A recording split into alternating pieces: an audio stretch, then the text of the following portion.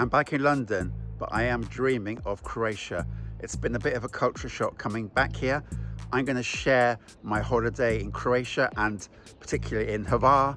In this video, I'm going to narrate it from here. Let's go. So after dropping my kids off at Split Airport, we went to the ancient town of Trogir. Beautiful water. It's a bit like a mini Venice. It's a fabulous looking place. It was super hot. It gets very crowded. We spent one night there. I think that was enough for us. And like a lot of people during the World Cup, I was a little bit distracted. I had one eye on one of the many screens that you will find in all of the restaurants. And here you can see my wife look somewhat peeved off about that. After Trogir, we went to Split. Split, amazing place. If you've watched Game of Thrones, you'll know the Split connection. It was incredibly hot. We're now in the start of July, end of June, start of July. Very hot. We went there for the morning. That was enough for me. I'm not a massive history buff.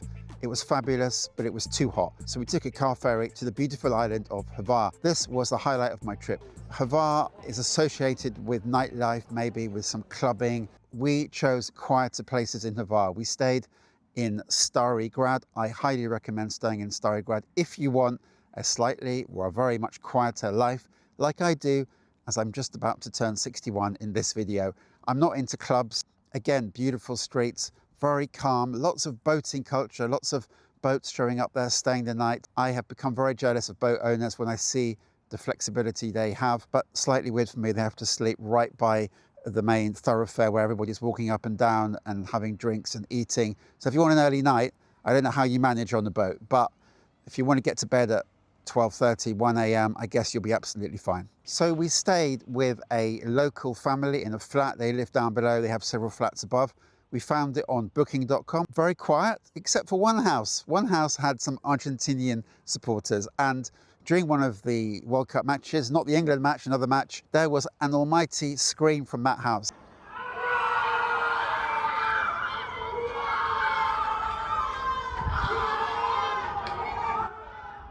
There you go. I was laughing at this, to be honest. It wasn't that bad. It just went on for about 10-20 minutes. I certainly recommend having a car. We went to the town of Jelsa and everything kicked off. As we were driving, we saw this fire in the distance on the mountains. Actually, it wasn't that far away. When we got there, a whole load of stuff kicked off with planes coming and trying to put out this fire. Let me run the clip.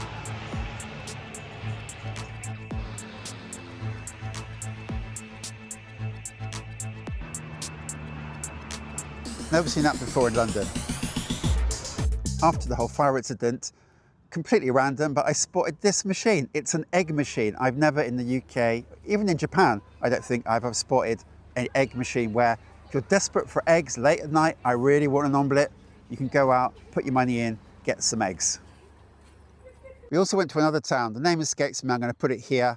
And this is where we found our favorite beach. This place was relaxing. I like a beach that has got facilities, you know, if you need the toilet, for example, coffee. So we had hotel facilities that you could pay for in terms of the drinks and so forth, but you had the relaxing vista, the sea, somewhere to sit. It was awesome. And in fact, sometimes you find a spot and you've just got to be quiet and listen and just enjoy this moment of relaxation, particularly when you're from a big city like London. And I'm going to play you just 10 seconds of a clip I filmed. This clip I'm going to play back to myself whenever I'm getting stressed. I'm going to play you 10 seconds right now.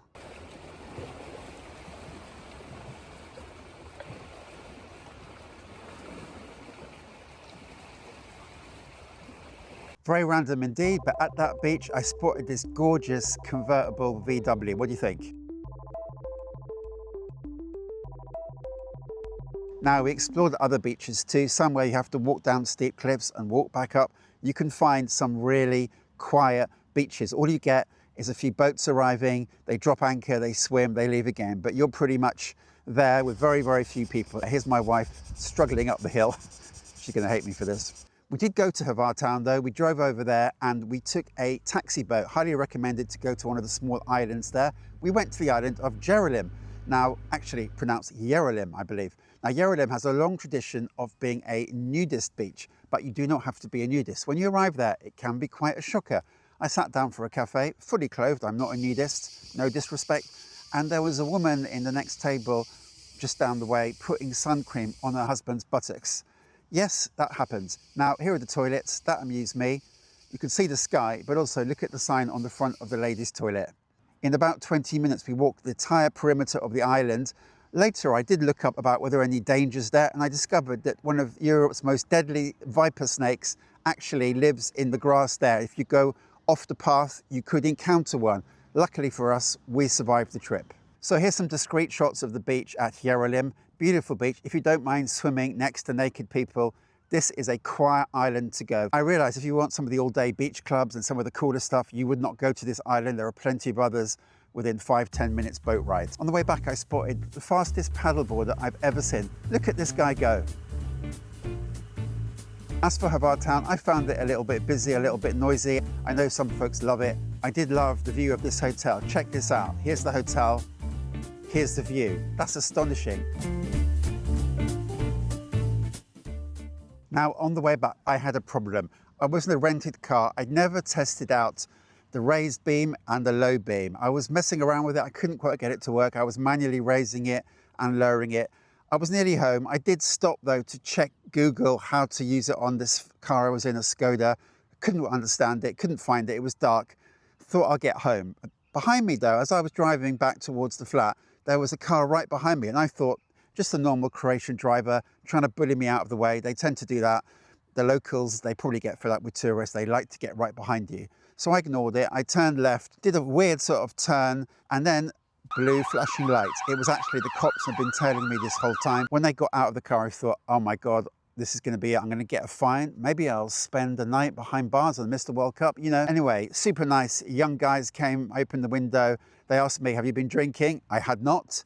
And then the guy reached through the window, the policeman reached through the window, and there was the switch on my left-hand side in the dark, switched it on. I'd been driving with my side lights, very foolish. Next time I should definitely check the car thoroughly before I drive at night. So night drew to a close. It was my 61st birthday, and here's the cake coming. One sec, the numbers are back to front.